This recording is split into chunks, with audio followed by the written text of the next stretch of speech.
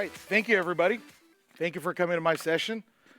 I've presented to big audiences before, but I've never presented in a movie theater. And this literally gives a whole new meaning to having a big stage and being on the big screen. So now when my children ask me what have I accomplished in my life, I'd say I have been on the big screen. Yep.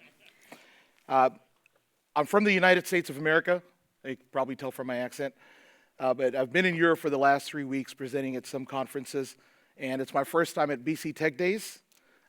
This was probably one of the only events that I hadn't presented at. I've been presenting since 2012, done directions, done a lot of events. So this is like checking off a major item on the bucket list. I've heard so much about this event. It is phenomenal. And just being here for the last couple of days for the pre-conference workshop, it tells me why this is an event people love to come to. I think this is about as pure a Business Central technical event as it gets. Today we're here to talk about Power Automate flows. If you were thinking you're going to be in any other session, there may be time yet to go to that room. I am AJ Ansari. My organization or the company that I work at is DSWI. Well, let's see if I can't. There you go. I'm the Chief Operating Officer and one of the ownership partners of the company. I've been working with Business Central since 2007, and I've had the honor of being an MVP since about 2018. I think the MVP stamp it looks good, but what it really means is that I'm an evangelist of the product. It doesn't mean so much that I'm the smartest person in the room or the expert. I am sure that so many of you know so many things that I don't know about Business Central, about development, etc. But I do know quite a bit, and more than anything else, I love sharing knowledge. And that's what I'm here to do with you today. The QR code up there is going to take you to my LinkedIn profile. I show this again at the end of my session.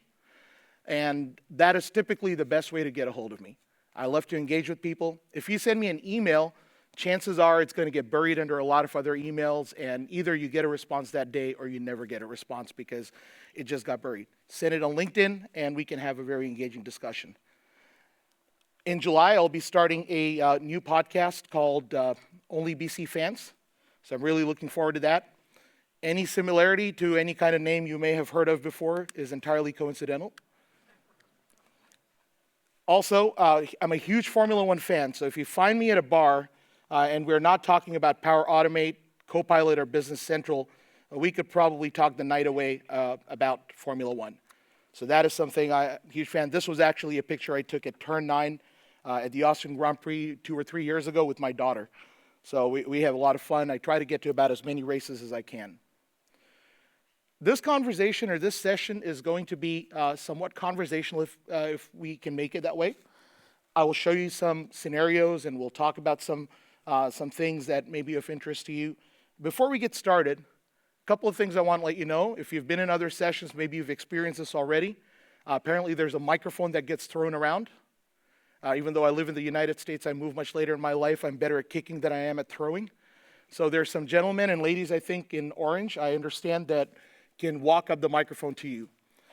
The first 4 people who ask questions will receive a Who Needs Bugs when you have Copilot or some other variation of those t-shirts, along with some stickers for my Only BC Fans podcast and for Learning Copilot. If you have more questions, yes, already. We'll wait for those to be asked. That's good. You're on top of your game. Also, I want to do a quick show of hands. How many people here are folks who would consider themselves professional developers, people who develop for a living? All right, that's a lot of hands. How many people are citizen developers? All right, self-identified citizen developers. Okay, good.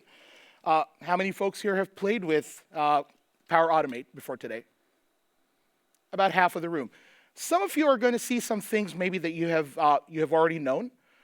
But my hope is, even for that part of the audience, I am scratching a little bit beneath the surface, and you're going to walk away with 1 or 2 things that you don't know.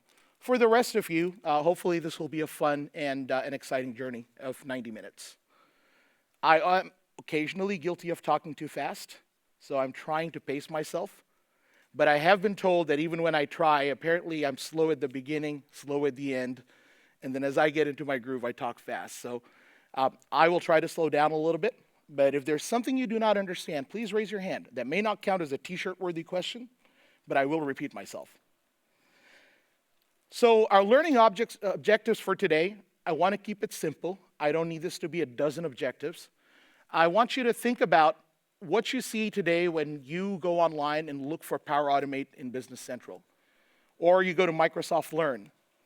So much of the content is around workflows and approvals. When Microsoft first introduced workflow approvals in Nav, we did it all inside of Navision. And then over time, when Power Automate first came out, we had the V1 connectors. Right from about then, Microsoft started to put up those Power Automate triggers and things that you could use. So I'm not going to talk about it. Chances are you know it. If you don't know it, you can go and learn those online very, very quickly and easily. The things that I want to focus on are a couple of use case scenarios that are driven by our business, driven by our customers, and one that drives our business. I will also talk through a third scenario that we use Power Automate just to give you an idea. There is no Power Automate magic as much as we have leveraged Power Automate to do something that really streamlines the work cycle for one of our team members. Then I want to talk about some pitfalls to avoid when using the Business Central connector. Actually, that last example that I will talk about will lend us to conversations a little bit around APIs and actions. So let's start off very quickly with scenario one. What happens with some of our customers, and you probably have experienced this as well, is we automate some functions within Business Central using job queues. Invariably, the job queues fail. Now you need an automation to be notified that your automation has failed. How about that? It happens far too often. And this became one of the earlier cases that we'd implemented. And what we tried to do is also selectively notify people about the situation, not for every failure, but only for failures in some automations. The situation here was they were using a field service application that's an add-on. You may have heard of Expanded. It's not a name and shame. It's actually, I'll explain why I'm not hesitant to name them. What they do is they have a field service application. The field service application is used by the first line workers when they go out to visit their clients. They collect all the information they need on their mobile devices, and it's not the Business Central app, it's the Expanded app for field service. They come back from that visit, and when it synchronizes or sends back to Business Central, all of that information flows into a holding table, or basically a table that's created that is not part of the standard service management for Nav or Business Central. And then routinely a code unit runs, and that code unit parses everything that is in that holding table and then flows it over to the service item worksheets. If that is an existing field service order, then it just goes to the item service worksheets. If it's a brand new service order that the technician took, it will create a service header, create some lines, then it will create a service item worksheet. So for anybody who's familiar with service management, that's probably a scenario you are at least somewhat aware of, the tables I'm talking about. But at times, the conversion may fail. Now, the conversion doesn't fail because there's something wrong with the product. Oftentimes, the conversion may fail because somebody forgot to capture a mandatory field, which maybe we could do, or somebody types in a bad data type, or any variety of reasons. And what's happening with this particular customer is they serve industrial manufacturers, and it's an around-the-clock shop. So when something breaks in the middle of the night, and it's in the oil and gas industry, you don't just stop. You need to know, and they need to know because they need to fix this quickly, and they need to get this information in the system. So we created for them a notification out of Power Automate, which captures the type of failure, gives them some information, sends out a quick email. Now, with Power Automate, you have the ability to connect to over 500 different pre-built connectors or systems, Business Central being one of them, Business Central on premises also being one of them. And you also have the ability to connect to any kind of API. And that's for some of our friends who have never done anything with Power Automate. So we're talking about a wide array of situations where you could get information to or from any system, where you could look at a point of failure that triggers something to happen in another system. So let's take a quick look. I'll show you what happens first, and then I'll show you under the hood of how we make it and what we do. One part, too, that I want you to remember, recognize, is if you have been working with Microsoft Power BI and you have been exposing Business Central endpoints, you may be using web service endpoints. The web service endpoints that Business Central has and has had for many years. So if I drag this up here, to my understanding, the zoom level should be fairly adequate for everybody here. But if it is too small, please raise your hand. Again, not t-shirt worthy, but raise your hand and tell me. And so if we're in Power BI, oh, sorry, I meant to go to Business Central, not Power BI. If I go to Web Services, and I want to expose some data out of Business Central, perhaps from the customer table, or so on, I would simply expose this information. For any of our core pro developers, this is all standard knowledge. This is nothing new to any of you. But when you're working with Power Automate or Power Apps, you have to use API pages. Quick show of hands, how many people know how to create an API page from scratch? Again, a good number of you, so I think some of you don't. I have something that's already pre-built, but I will make a quick comment. For anybody who is a developer and you build API pages, I still have a little piece of a nugget of gold for you, that without which I think you will have some struggles. For those of you who are not professional developers and you struggle with building API pages, if you've done anything in Visual Studio Code, I will show you a quick little way to turbocharge that creation process, to make it faster. For the true citizen developers in the room, I will also talk about two solutions. Now, I don't know how acceptable it is to name drop at BC TechDays, but I'm going to ask for forgiveness instead of beg for permission. And these are solutions I hold no stake in. So there are two plugins and two add-ons that I'll talk about. And hopefully they'll give you some value. So let's go ahead and look at the example, and as we look at what's going on, we'll bring in some more pieces of information. So here in Business Central, I'm going to load up another browser window.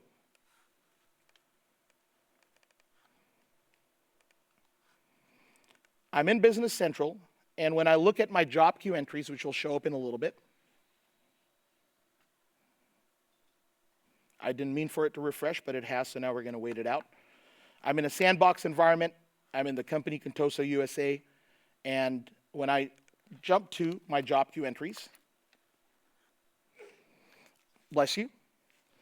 So there are a couple of things that are set to happen. And I can see this is an example of something that I intend to fail so I can use in my example. This is not actually what they use.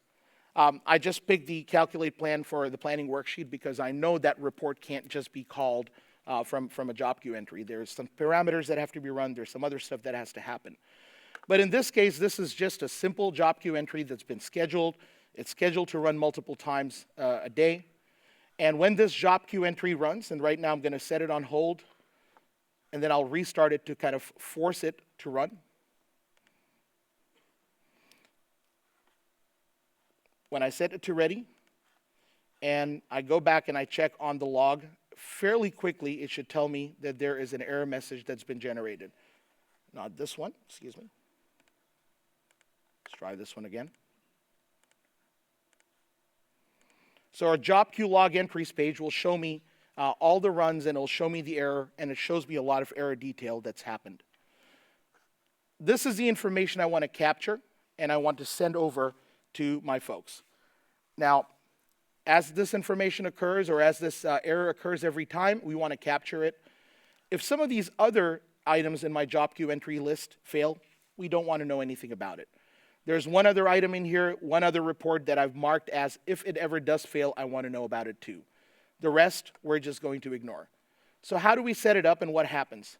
When it fails, I receive an email that's automated to the effect that this is to inform you there's a failed job queue entry, here are some details, and we're capturing a whole bunch of parameters, and we're displaying this quite simply.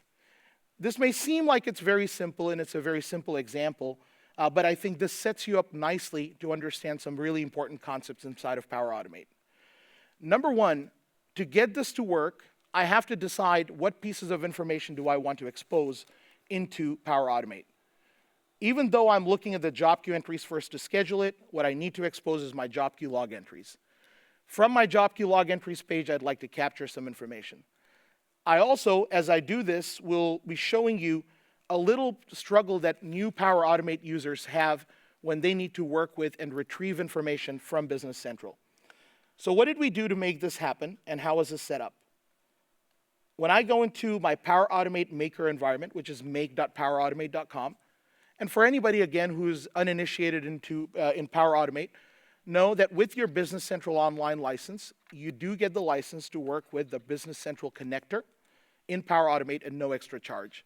With your Microsoft 365 licenses, which are your Office for Word, Excel, etc., you also get the access to standard Microsoft 360 standard connectors within Power Automate, which are like your email connector and a host of other things that are out there. Of the 500, I believe about at least 150 or 200 of those are considered standard connectors that you wouldn't pay much for.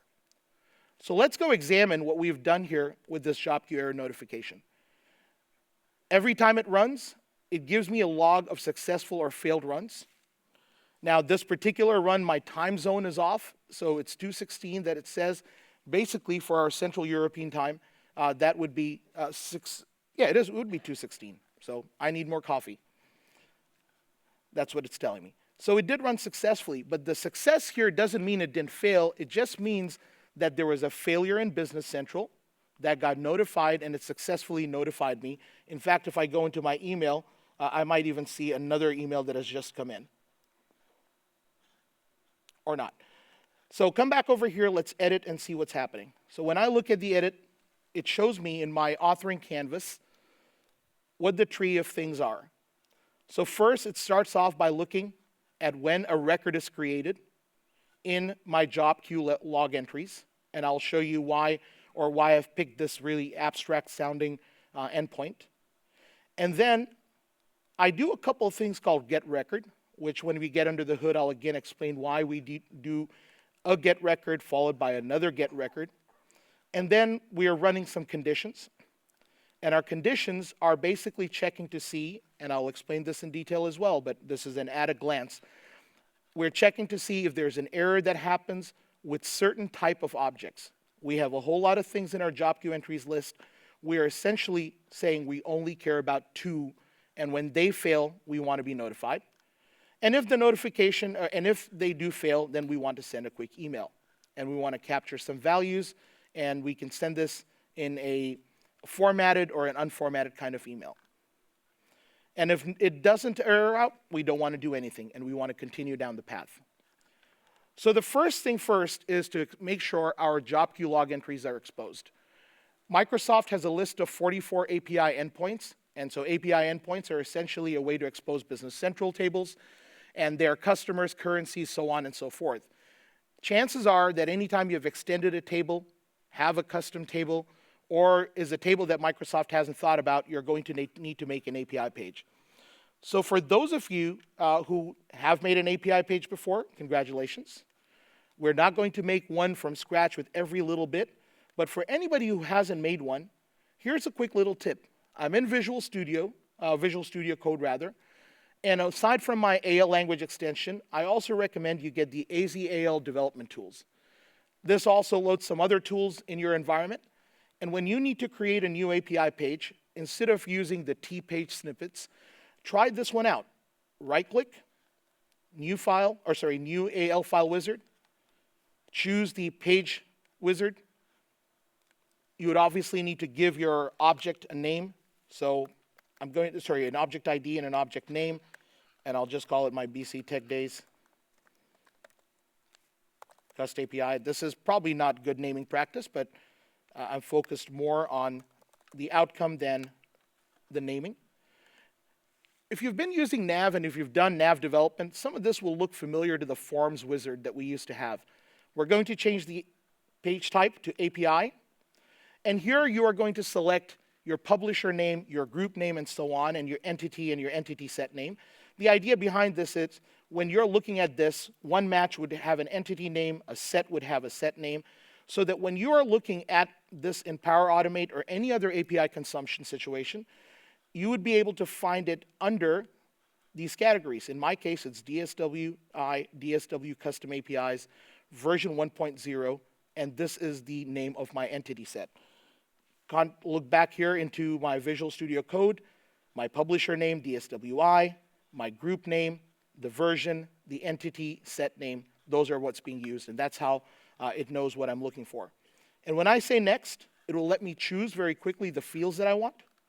So this is really cool. You don't actually need to go in and select everything. If you don't need to go in and select them one by one. You can select them all if you need them. You probably do want to be a little judicious about what you're picking. Hit next. If there's any flow filters that you want to carry, do that. Otherwise, finish, and it creates a whole code. So in less than 30 seconds, you can get an API page created. For those of you who are citizen developers and don't want to create API pages this way and don't do anything in Visual Studio Code, I advise you to look at AppSource for 2 extensions. These are going to allow you to create API pages from inside of the GUI of Business Central and then use them right away without ever writing a single line of code. In fact, one or both of them, I think one of the authors is maybe in the room or at least is at the conference. One of these solutions will even let you export that API page into your own solution if you have a larger per tenant extension. So one of them is called Simple Object Designer from Eric Hugard, who is not here at BC TechDays this year. And his tool, among other things, will let you create an API page very quickly. So while this is searching, I'll also pull up AppSource. Apparently it's working a little bit slower than I would like it to. And the other one is called Sparebrained Ideas Databrader. And both of these are Microsoft MVPs, and they make some pretty cool things. So Databrader and Simple Object Designer. Choose your pick. They both have some different pricing and so on. But the idea is these tools will let you create your API pages right from inside the GUI of Business Central, and then you'd be able to use them to expose data points into Power Automate or Power Apps connector flows. So having built something like this, let's go back in and let's look at each of these steps and why we're doing them. So in the first flow, the first step that we had in my authoring canvas, each of these would be a node. And in my node, I'm connecting to an environment, which is my sandbox. I'm connecting to my company. And the first time you're connecting, it'll ask you to authenticate. And then I selected my table name. If I do not actually do a get record, it will not be able to see any of the fields that actually belong to the DSW, to my job queue ledger entry. So if I were to actually go in, I believe I might be in the edit mode already. So for a little bit, I'm going to go to the new designer view. It looks better on the screen.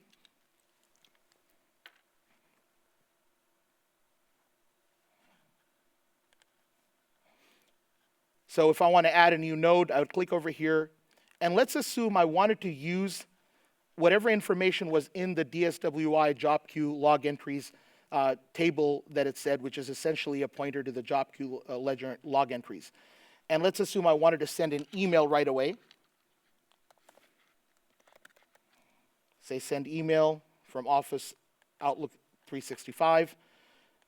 I want to send this to Bob at oracle.com. I didn't want to really bother anybody at Microsoft, so. And then specify the subject of the mail, and whatever I'd like to do, just say sample email. And then I expect all the different fields are probably going to be available as dynamic values. So I'm going to say this is an email about an error, and then start picking my dynamic fields, and I go into this dynamic field picker, except these are the only dynamic fields it shows. So I already connected to my main table, and I would expect all those fields to be showing. What's happening here? Well, what happened is we have only said start something, and this is the trigger point, when a record in that table is created. It actually doesn't know anything about which record or any of that information at this point, at least not inside of the flow. So the first step I need to do then is to go back out of here, delete this node, which I was adding here, and I need to get that record that is problematic. So here we'll again list the same environment, the same company, the same API category, actually come back to this one later, this one, and the same table, and then I have to say, I want you to set the row ID 2, for now, just if you'd like to memorize, and I'll explain why in a little bit, you would have to say, I need this to be the body row ID. So this is what we're trying to find. So from that table, we want to find that specific row ID. Anybody who's a developer knows that when you think of a table like the customer table, your primary key is the number field. In this particular instance, this is not an actual field that we see in Business Central. The row ID is a GUID that is set for this particular API table. So we'll see another scenario later, and as I show you some useful tips, I'll talk about it once more. But we are now at this point saying, this is where you get the record for this particular failure. And at this point, when I set my email as we go down the flow, all of a sudden my dynamic fields will now show much more. So I can see my, let's go down here, ID, status, user ID, description, all of the things that I had in Business Central in my job queue log entries page. Let's go down here once more. So these are all of the fields that I'm seeing up here. Now suddenly they become available when they weren't before. And that's because I did a get record. So when somebody is using Power Automate for the first time, this tends to be one of the trip-ups. That you just start something and then you go, why do I not have the record information? The second thing was, I found that when we're working with companies, and I want to include a company name in my email, like I'm doing here with a dynamic field, it actually shows me the company GUID. It doesn't actually recognize or resolve the company name. So I had to force it in a second step to say, for this company, use one of the Microsoft automation APIs called Automation Companies and capture something which is called the body company ID. With that information in my email, I can then choose for company the dynamic field, which is from here, display name for the company. And that would show the proper name like Contoso USA. When you're working with Power Automate and you're using something like a condition, it shows things a little bit differently than you're used to. So your ands and your ors are shown this way. So essentially, it is only going to go to the true case if my status is error and object type is report and one of these two conditions is true because of the or. So you've got these two report IDs that I've put in. So those two objects, when they error out, that's the only time it will catch them. I'm then sending an email. In each of these situations, if I have some other fields that I would like to show or add, I can do that, save, and then I set my flow to run. And that's basically the first walkthrough where we're creating and sending some kind of a job queue error notification. What we'll do now is move on to a second scenario, and I'll explain the construct and what happens in the second scenario as I move to that next slide. We're a services-based organization. We consult, our people enter their time, we create invoices, send invoices, we get paid for our time. Our problem, I hope you are not facing the same, but our problem for the longest time was we would not get our team members entering their time by Monday at 10 a.m., which was our policy, which would push back our billing and would cause real-world issues for us. So after a lot of different pleading and asking and doing nice things, we thought we would institute a bonus as a carrot and a stick, which was a Power Automate flow.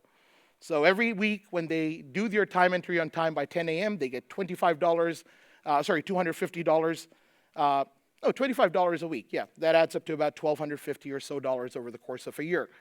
And then if they don't do it, they also get a notification in their email, and they don't get that extra $25. And so here we had to make some changes to different parts in Business Central. We extended out the timesheets to say how many hours we expect from them every week. On the resource card, we also captured the email from the employee table where we have an email field. And then we created something called a schedule flow. This is different from what we had before in Power Automate. The first case that we worked with, that was called a cloud flow. So when you're creating flows, you'll see you have an automated cloud flow, which basically means something automatically happens when there's an event in the trigger. An instant cloud flow is you trigger that on demand. And a third one, typically, that we use is our scheduled cloud flow. And in our scheduled cloud flow, we're going to have something that triggers off at, in my case, 10:01 a.m. So I'm going to show in our live Business Central environment what we've got. So as I look at our resource cards,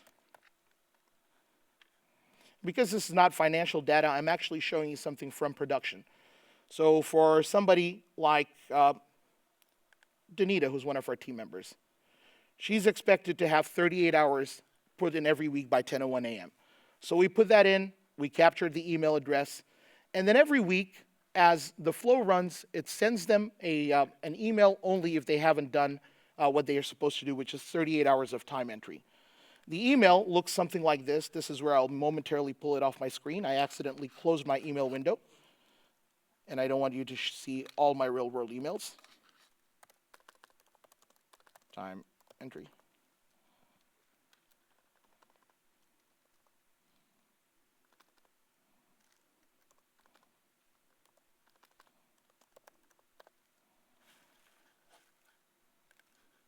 Uno momento, por favor. We're playing like the hold music.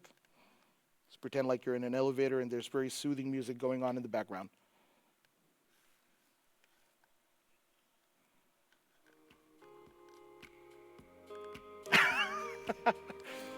I love this.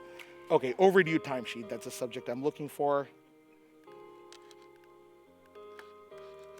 I wish everything in life happened this way. You just think it out loud and it just suddenly starts happening.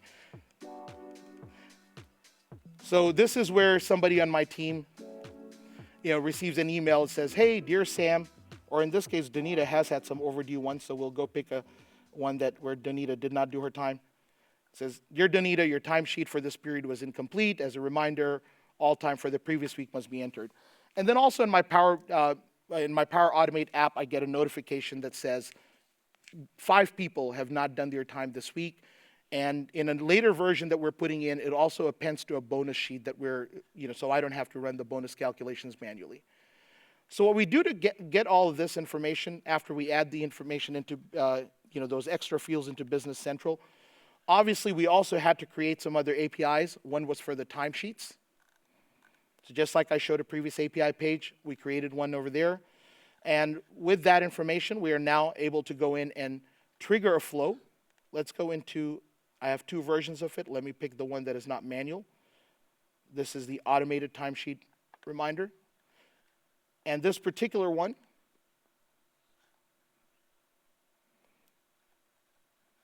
it is set for a recurrence. So it runs every week at 10:01 on Monday. And if I would like to see some more advanced options, you can see at this time zone, etc.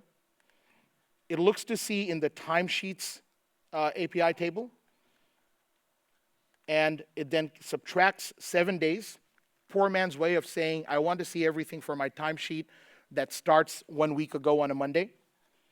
And then we initialize some variables.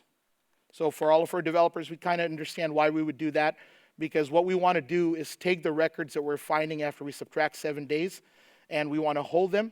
And we also want to get the correct date when we subtract 7 days from today. So we're saying, what date are we looking for? And we're going to hold this. It's just an initialization of a variable. Then we create a simple loop. Our loop will get the record. The record will show that this is the timesheets record, much like we did get records the last time for all the same reasons. And then we have some conditions. And the conditions, we're basically looking to see if for the timesheet, we have people enter the number of hours that's expected on the timesheet card. And we're sending a nice little email here that you saw. And then we are incrementing our variable, so I know at the end, I get a little notification that says how many people had overdue timesheets for this particular period in time. Now, this solution and the other one, and a third one, are going to be available on my GitHub. So when you go back, if you're interested in, you can import these solutions into your environment, and you can try them out. These are just 2 scenarios that I wanted to share, and then I wanted to kind of scratch your brain a little bit with a third scenario. We have an account manager who goes to visit our clients every month. A accounts get a monthly visit, B accounts get a quarterly visit, and so on. And usually, if their customer has an outstanding balance, he will notify them, and they will say, oh, I don't think we got the invoice. Can you send us a copy of the invoice? And so on. When they get that request, when he gets that request, normally he would come back to the office, go into Business Central, go to the customer card, load the customer statement, or to send the PDF copies, go to the list of sales invoices, select them, and then do send email, a handful of steps. Here's what we did. We went into and created a new API for the customer and the posted sales invoice pages. We created a code unit, a method, a function, and that function will allow us to send an email for all of the open invoices for the customer. And the implementation in Power Automate was simply a trigger for a manual start, which is a manual cloud flow.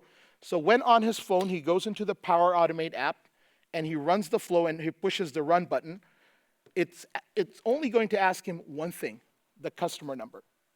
And we could have done that as a drop-down list as well, but right now he just types in the customer number, and then he hits OK. It sends out in 30 seconds a list of all the invoices as one single PDF to the customer. So the magic wasn't so much in Power Automate. The magic in Power Automate is simply he pushes a button and it calls an action from an API page. But by doing it, it now allows him to send in less than 30 seconds something that would take him 5 to 10 minutes to do before. In general, whenever you're thinking about Business Central Power Automate cases, I want you to imagine those types of situations. Before I transition into kind of tips, any questions about these flows that we've done? T-shirt opportunity. All right. So going back into my Power Automate, here are 6 different things that I want to discuss a little bit. Number 1, find, don't get. So in Business Central Power Automate connectors, you have a lot of different triggers and you have a lot of different actions.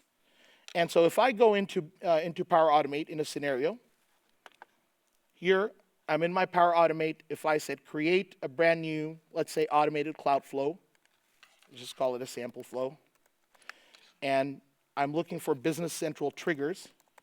So triggers are something outside of the system that will cause a flow to run, right? So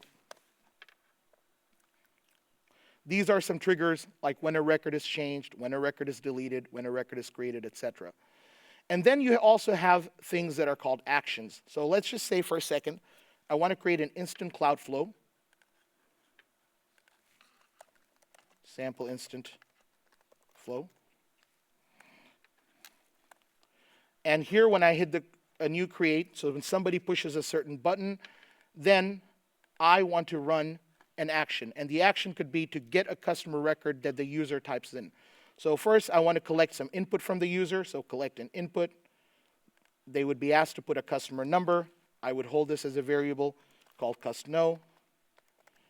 And I would give them some user-friendly guidance that says, please enter customer number.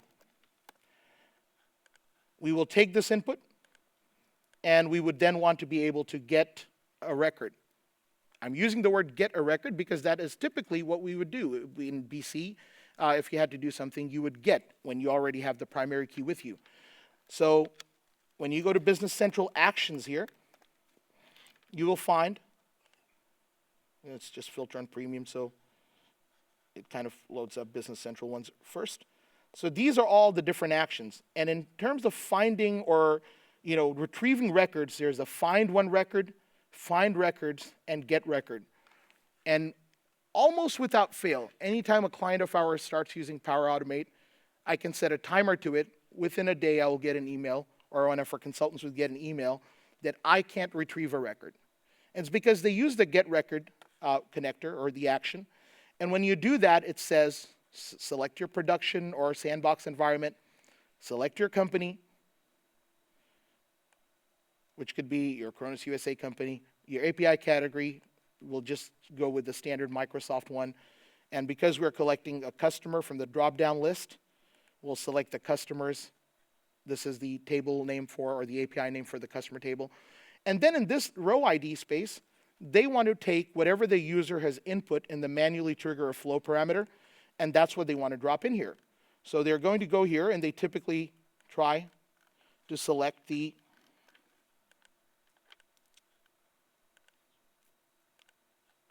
Where is my, oh,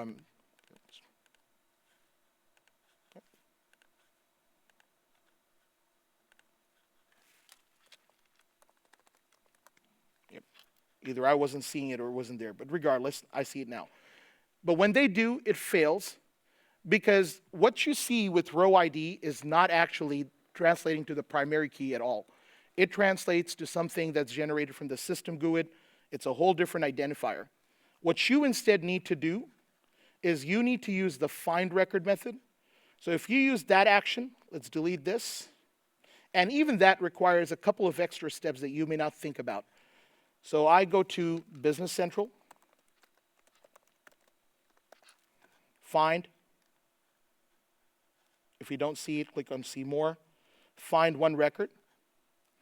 And now, once again, I'll go through the process of selecting my environment. I will go through the process of selecting my company, the same API table. And then you have to go to your advanced parameters. You can say show all. And here you have these extra things that you need to fill out. If you want this to be ordered in some way, doesn't matter.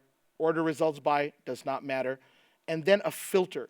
You actually need to set a filter that says the number field on the customer card must equal to with a value that you have collected from the user. So my custom number parameter.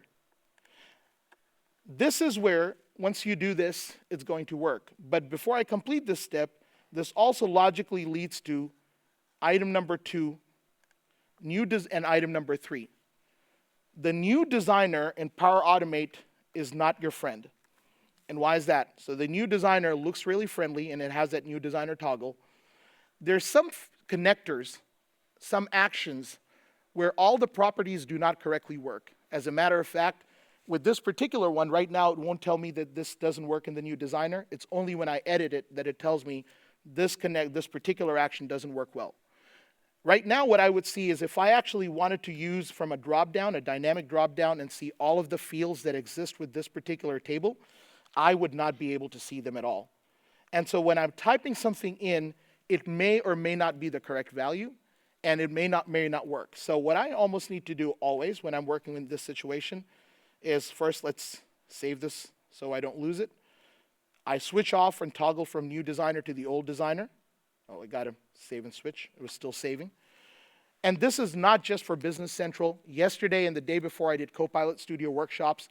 Even in those, there are some scenarios where you are in the new designer and things just don't work well. So anytime you're working with it, I suggest for now that you disable the new designer mode. Now when you go back into Find One Record, go to Advanced Options, click here, and a drop-down assist will show up, and you'll be able to correctly pick what it is that you want to do.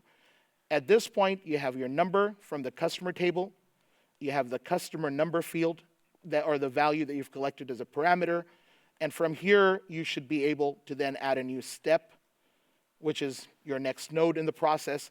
And then you may send an email or a notification or whatever it is. So if I want to send an email, I could send an email to somebody saying this is the customer name, etc. We won't actually follow this all the way through, but I just want to establish that here now, in my dynamic content, I will see all of the fields from my customer table. My name, my display name, my city, state, balance, tax registration, all of the different fields that you expect typically would start showing up.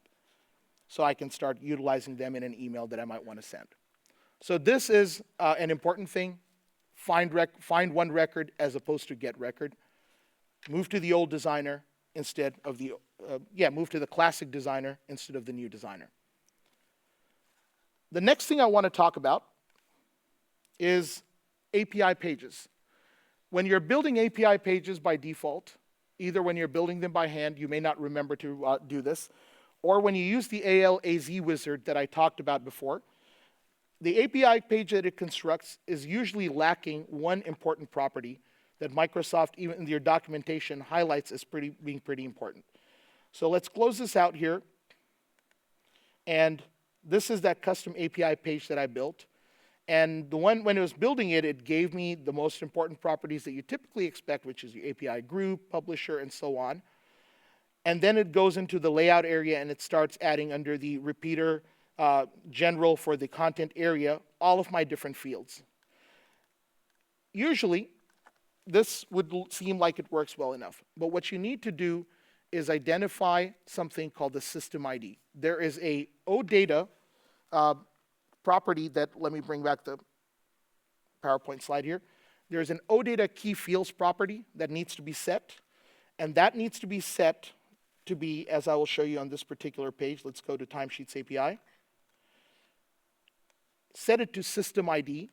And that is a field you are going to have to create and add manually under the repeater. So besides all of the fields that you have already added, you will want to go and add this field, system ID, which points to record.systemid. The caption is not so relevant. This is going to be a step that you need. And what basically Microsoft says in the documentation is that by having this, it basically creates an immutable, kind of an uneditable GUID data type field, which is the unique identifier for this record in the API page context. So while we already know the unique number or the unique value identifying the record on a customer record is a number field, for API purposes, we have to create yet another thing called a system ID. That is essentially where that row ID that the get record is expecting, that's what it expects to get back. But we don't know what it is when we are working with a Power Automate flow. Therefore, we use the find one record and we use the filtering technique to be able to do what we have to do. The fourth thing I want to talk about is, and remind you, is the company name. And I showed you that when we are not using the company name, one of the things that happens is it shows a company GUID, but does not give you a user-friendly company name to work with. The fifth item, even though Microsoft has a list of about 40-some APIs, if I go back in Power Automate, I can see the list once more. So if I go back here and we add another step here, and we're looking for Business Central actions,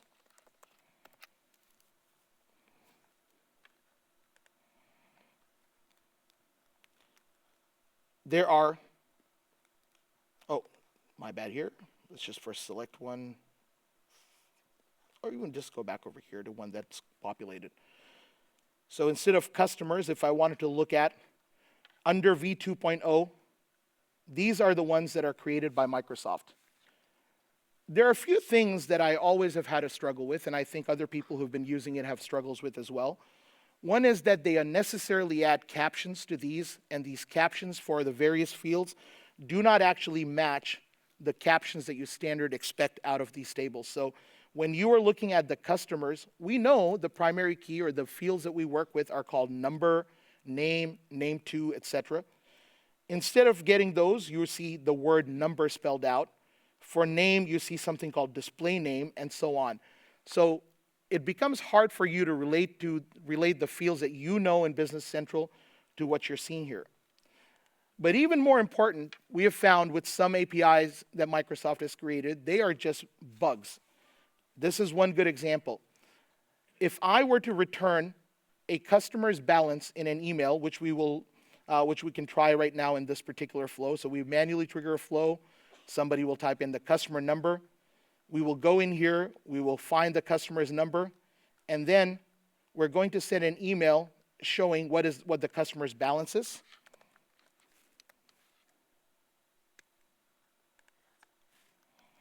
And here it's going to say customer name,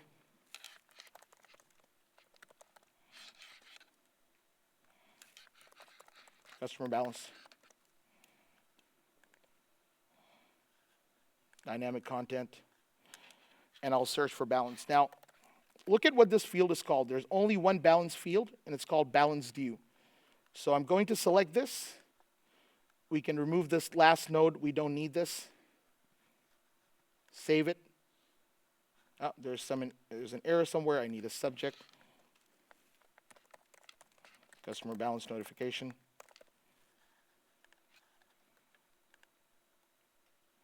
Save it.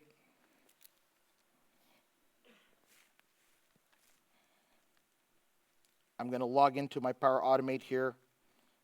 What I'm doing here doesn't show up on the screen, but you're not missing much. I'm basically just going to push a button.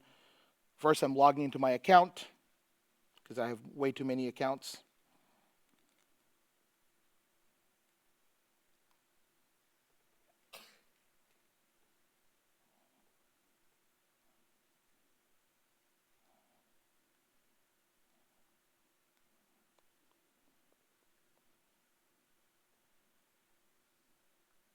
Any day now.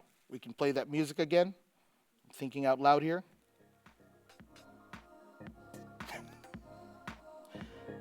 All right, so I'm almost in here.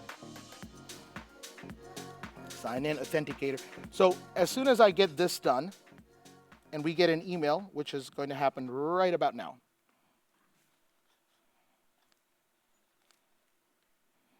So I plug into my Power Automate, and I'm going to select from my flows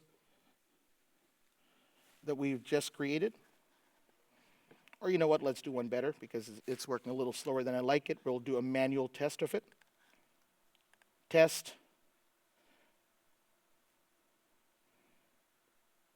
Okay, continue. It tells me that it uses these two. Please enter the customer number. Enter 20,000. Run flow. It says flow successfully ran. Now, while we're waiting for an outcome, let's go back into this flow. Which company am I in here for this example? Cronus USA. In production. Let's change to environment, Cronus USA production.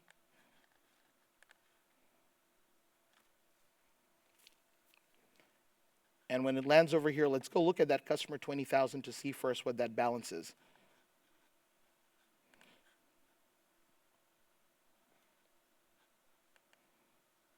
They have a balance of 3,036, but the balance due is 2024.40. And this is the amount that it says it's going to show me because it was called the balance due field. Except it shows me 3036. So this is essentially giving patently incorrect information. Balance and balance due are very different fields. And this is just the tip of the iceberg. There are some other issues too we have found with API points. So I would always recommend that you create your own API endpoints for the projects that you're building. And in some cases, you even consider, even for the same page like customer, you may want to build more than one API endpoint based on the different projects you're doing, because you don't want to have every single field on this page pre-listed in your API. You might just want to build something with what you need for this project separately and this project separately. It's not a one-size-fits-all. That's just a humble suggestion from my part. So then, one more thing that we want to talk about here. Copilot Studio, Power Automate, and Business Central. So yesterday, we did a workshop, and the day before yesterday, we did a full-day workshop as well. And we spent the bulk of our day understanding how Copilot Studio worked. And we've been talking about Copilot everywhere, so I didn't want to go through the whole day not talking about Copilot either. Felt I had to do my part. So in Copilot, we examined when we were making a custom chatbot, there's some very nice opportunities for us if we want to connect to Business Central and retrieve and send data. So when you're looking for a use case scenario, your workflows could start from your phone. Your workflows could start from a trigger that happens inside of Business Central. Or your workflow or something could start from a chatbot. So here's a quick view of a chatbot that we'd created, which is a finished product. And then I'll show you a little bit under the hood. Now, you're not going to walk away becoming Copilot experts as a consequence of this, but let's go into Copilot Studio, and I'll launch a pre-built demo Copilot. This is something that we built in our project the first day on the workshop. It's called my Contoso Customer Service Copilot. And there's a demo website that we published it to. This Copilot was trained to do a handful of things like give me the weather, or if I also asked it for some customer information on balance, it could retrieve that. And so if I would say, if I can type first, What is my customer balance? Happy to help. What is the customer number in Business Central? I'm going to type in some kind of number, 25,000. Oh, looks like I fat fingered it. Sorry, no. The number you've provided does not match anybody. So there's kind of some error handling in my chatbot. I'm going to try it again. I could have configured the Copilot to go back and just say, hey, what's the number? Or just once again prompt me. But here, the way I've set it up, I have to ask my question one more time. And it could have been, what is my customer balance? What do I owe? You can create a whole bunch of phrases that it sets and listens to. This time I will put in a proper customer number, and it will come back with some information. Now, it tells me what the credit limit is, what the customer balance is, the currency. And if you saw some examples in the demo earlier today from Microsoft, it also used some nice adaptive cards. And an adaptive card being something with a little image, different font weights, maybe a hyperlink to go into Business Central from there.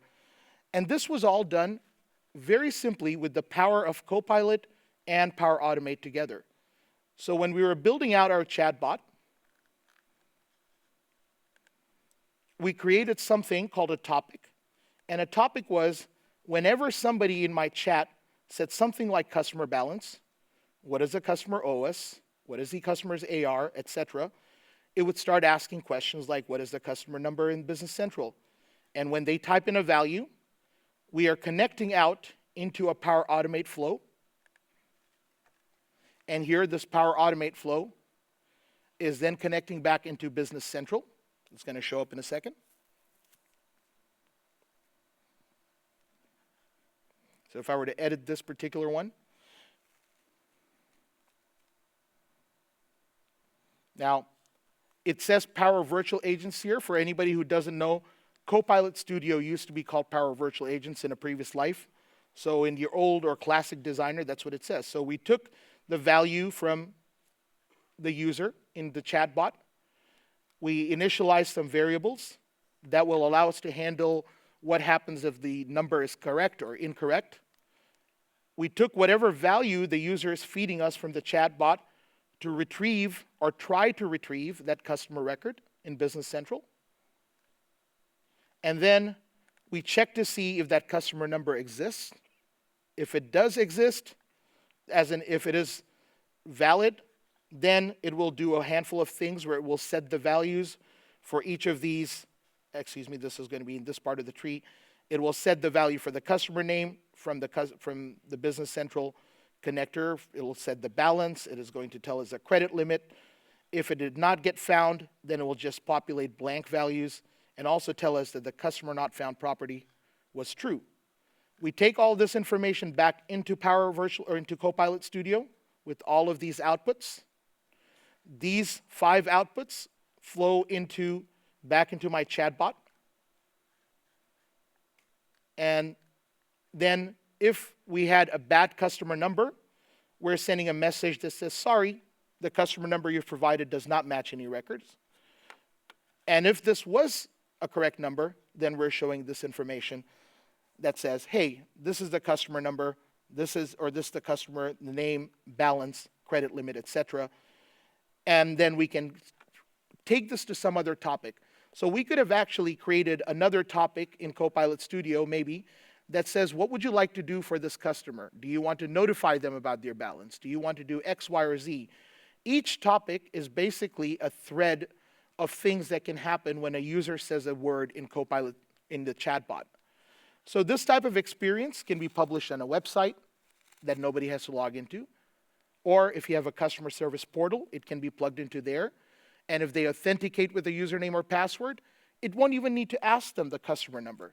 We can already provide that information as a variable into Power Automate. You can also publish this inside of Teams if this is for your user experience. So if I want to take this experience and I want to plug this into a team environment, I just come to Channels and I say go to Microsoft Teams. I may already have plugged it in, so let's see. Yep, it's actually already there. So I'm going to launch my Teams here.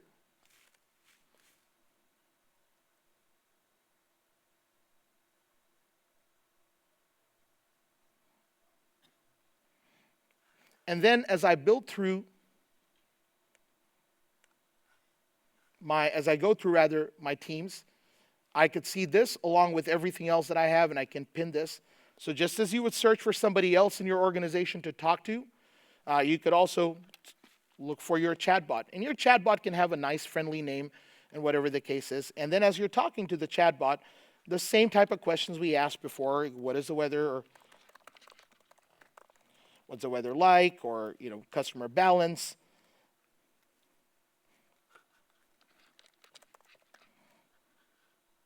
So this is not pulling from Business Central. This is actually pulling from a public service like MSN Weather. As I finish this chat, then I can go into what is my customer balance, and then goes into another topic and another conversation, etc. So this takes us into kind of the same type of conversation path we had before, and we can continue to build out. Building co-pilots or building chatbots is not that complex. I think in the conversation this morning that Vincent and Arena and Ida showed, a lot of that was around an experience where you have to be a developer to do it. And if you are a developer and you're creating Copilot experiences from Business Central, that is fantastic. But you can still create these experiences in Copilot Studio in a very low-code, friendly environment, and you could leverage Power Automate. That is one other reason why you may want to learn to use this very nice and awesome tool. I want to leave you with a couple of other things that you may or may not have thought about. As you're going through Power Automate, if you are struggling with some basic and core concepts, Microsoft does Power Automate in a day, Power BI dashboard in a day, and so on in a day's courses. And I recommend that you look for those, which you can start, and there's a link right over here called Register for Free One-Day Automation Workshop.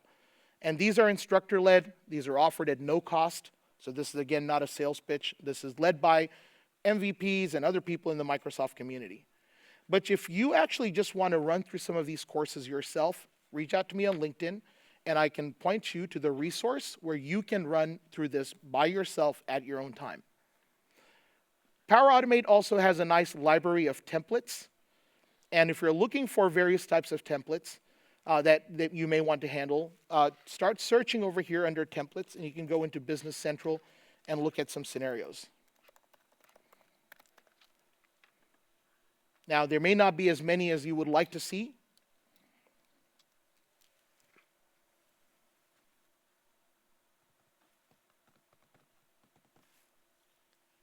A little bit of song and dance. Yeah. Well, I'll give up on the search. Just when I say that, it comes back. But again, a lot of the examples you're going to find are based on request approvals, but they are starting to add non-approval based as well. I want you to consider another scenario when you go back, where if you have a tabular list or a CSV file, importing those into Business Central. That is not as hard as it sounds. Start with one of the template workflows that shows you how to take something from an email, a table, and create that into a SharePoint list. And that same type of concept can allow you to push data into Business Central into tables as well. I believe at this point this is the link if you would like to scan and download the solutions that I've created here today. I'll open the floor up for questions. If you have, t-shirts are up for grabs. May even give you a fifth one if nobody's watching. Questions? Yes, could somebody please get the gentleman a microphone? There's supposed to be people wearing orange shirts. People wearing orange shirts. I think somebody's walking down. Say it again? Maybe not orange. All right. Here, if you just want to speak out really loudly, let's go ahead with you first.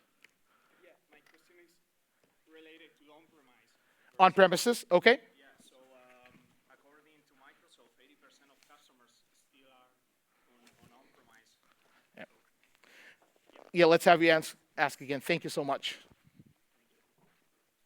So my question is, how is this all things fit in with the on-prem installations? Especially also the Copilot thing. So when you're working with an on-premises deployment of Business Central or even Dynamics Nav, there's a couple of extra steps that you have to start off with. The first step is going to be to expose the OData v4 ports. And to do that, you're going to have to open up at least one port. You could do some port mapping. So instead of 7047 being exposed or 7048, whichever one was the standard port, you can do some port mapping. You would want to make sure that you either have a fully qualified domain name or an A record that would be exposed out. You would need an SSL certificate from a trusted certification authority, not your self-signed certificates. So it would have to be from like a GoDaddy or whoever your popular certification provider is. With that, you will actually get a proper URL that you would be able to use in your API URLs that you're going to need. And that is essentially going to be really important. This holds true not just for Power Automate, but also for Power BI and Power Apps, etc. Without that, you're not going to be able to use them. All these web services, the web-based services from Microsoft, absolutely require a third-party trusted certificate. So whether it's Let's Encrypt or a commercially available one, self-signed certificates will not work. One other part I'll make a comment on is some of the connectors that we have v3, like you saw, are not available in the on-premises environment. Some of those are v2. And I don't know for how much longer, if it'll ever change, but if you notice, they'll either say preview or beta on some of the ones. But we do have usable scenarios, or we do have implemented scenarios of people on Business Central on-premises. So it does work. It's just in the cloud environment, it's very plug and play because single sign-on. Which, again, one other thing comes to mind. If you do set up people with Microsoft Entra ID single sign-on for Business Central, that can make your process much easier than if you don't have that. There's somebody else in the background, then we'll come back to you, Peter. Oh, a lot of people. I think this gentleman, the blue shirt, maybe was the next one. Yeah. Then I won't forget you, Peter. And then I know some people in the back, and then we'll take.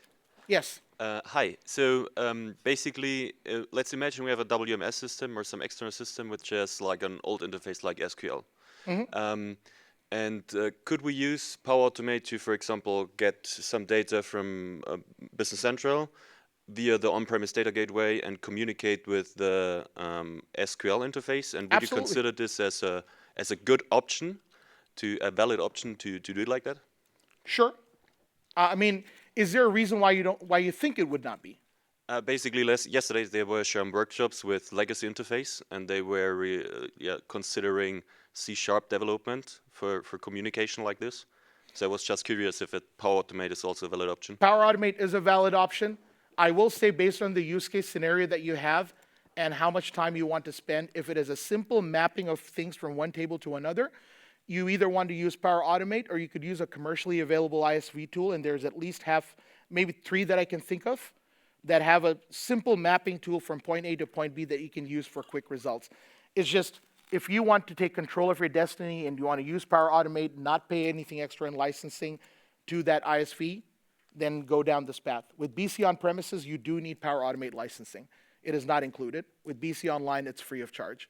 But the short answer is yes, it is absolutely capable. I don't know why you should run into any kind of an issue. Okay. Oh boy. Do we want to keep count? Yeah, just maybe pass on to the next person. I will throw it to the front in a moment.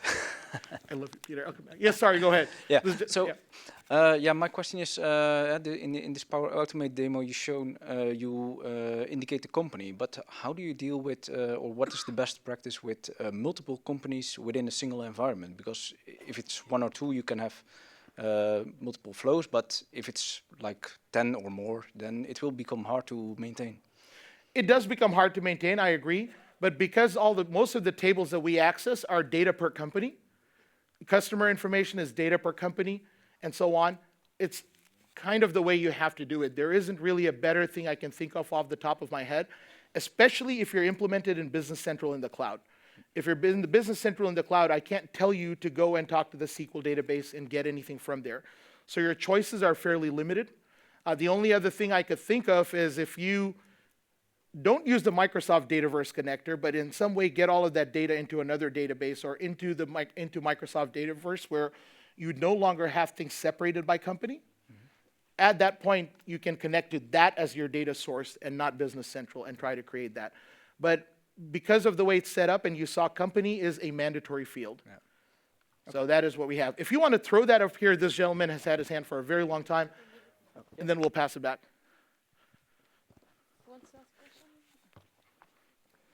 My good friend Peter. Yes, sir. Thank you, AJ. I see if you are in your own environment, you can make it. But if you make it for a customer, so how do you make the versioning, how you make the deployment, if you manage it in your environment and you want to give it to one customer, to 2 customer, to 10 customer, that they have the same version? Do we, if you are building something, we have GitHub, you having automatically pipelines, and we're making automatic deployment.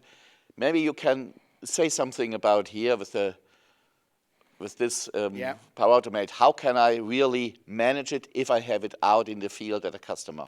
So I will start off with one answer, and then we'll kind of build on this a little bit. In general, it does it poorly, but the doors are opening. So the good answer is, I have experienced troubles when I have exported my solution and try to import it into another environment. In general, it imports, and the experience should be that you should be able to change the parameters, and it should work. It hasn't always worked that way. In terms of source code management, there is a way. It is not like when you're doing AL code in Visual Studio Code, and you have Git enabled, and you're basically connecting and publishing straight up. But there is a way to do it. I think if you talk to maybe Milan or Renato, I'll connect you to somebody who I was talking to just last week in Germany at Days of Knowledge, and they were talking about the way they have done that. But the model is there, but we have experienced struggles lifting and dropping a completed solution into another customer's environment. Moving it within my environment with the save as to use it for another company or some other solution has not been a problem, but across tenants, we have experienced some issues. Whoever was the next person with your hand up, thank you. I know that general area had questions, so we'll just pass the microphones around from one person to the other. Yeah. Hi, thanks for the opportunity. It's a twofold. The API connections has got a limit of around 100 connections per minute. Have you ever faced that limitation? So we're basically calling API connectors, right? A little bit louder. I'm having trouble understanding you. Sorry. Oh, sorry. Yes. We're basically connecting with Power Automate to APIs within Business Central. There's a limit of 100 connections per minute. Have you ever faced that limitation? I have not, quite simply because we do not have that many connections happening. So I think it's a matter of our situation has not caused that to happen. I cannot comment on it, but again, I can connect you to somebody who can probably help you with that. Coolness. Or at least validate or give you a workaround.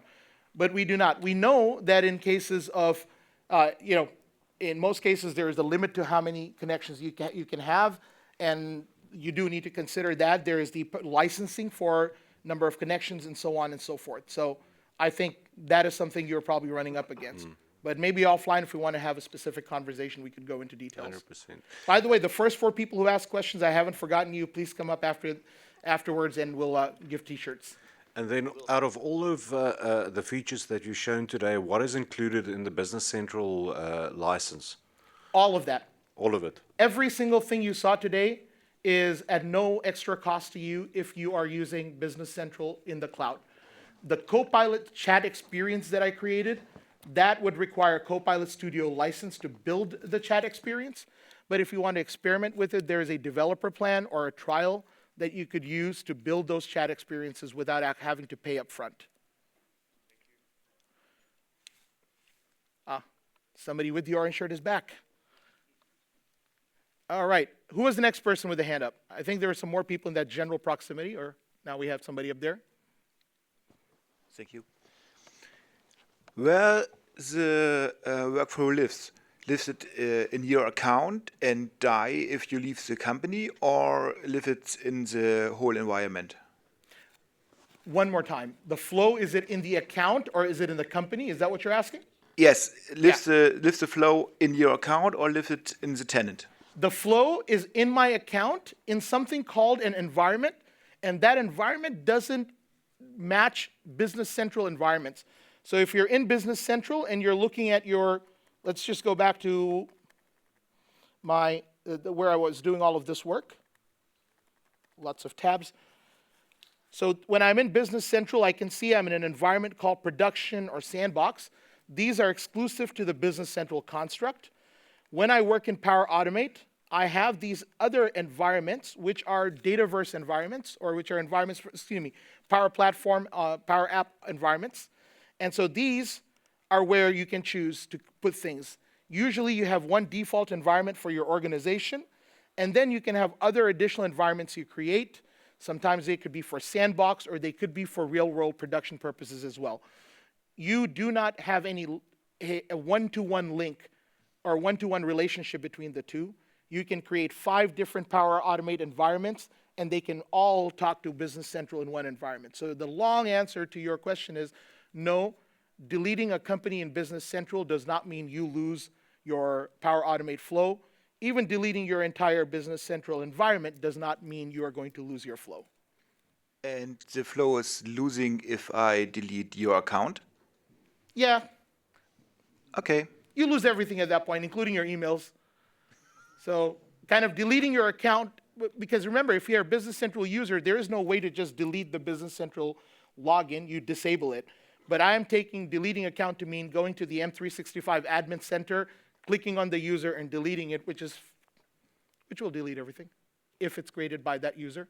If it is created by the user in a company environment, that stays. If it's created in the user-related environment, that goes away. Yeah?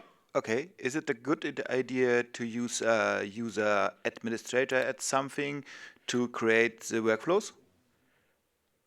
Sure, but I think maybe what you're trying to get at is, should you put it in the main default environment or the user environment? Is that what you're asking? Yes. You should put production things typically in your default environment, or in an environment that is meant for everyone, not somebody's individual environment that's a sandbox testing type of place. So, yeah. Thank you. You bet. If you've used Power BI, I also want you to think about workspaces. There's like My Workspace. There's a lot of different workspaces. You would typically not put production things in my workspace. You would build and put them in a specific workspace that other people in the organization can benefit from. My question is maybe related to the last one. My colleagues from my teams have several similar issues that in Power Automate Flow we have seen some custom fields, and when we try to switch to a user account, these fields, part of the record, wasn't visible. What might be the reason for that? And was it the Business Central connector? Yes. Could it be because of the security but We tried to change the security. It seems not. Also some licensing assignment or stuff like that. It seems not. It was really strange. then I would probably need to see that up front. But yeah, I would normally start with security. But it was custom. even then, I wouldn't expect the field to not show. I would expect the field to show, maybe the values to not populate or Only an error, fields- but so on. Only fields related to the key was visible, and other fields not visible for the customer. It was strange. I don't have any sessions tomorrow. If you want to bring a laptop, we can sit down for 10, 15 minutes and look at it. Okay, so Happy to we'll do try. that. Thank you. Next question.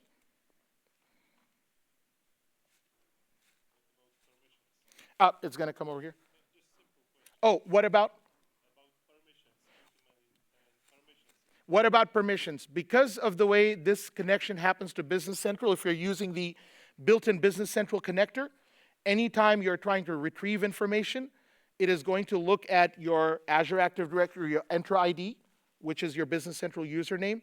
If you do not have the ability to view or write into that particular field or modify that field from the Business Central interface, you won't be able to do that from the Power Automate connector either.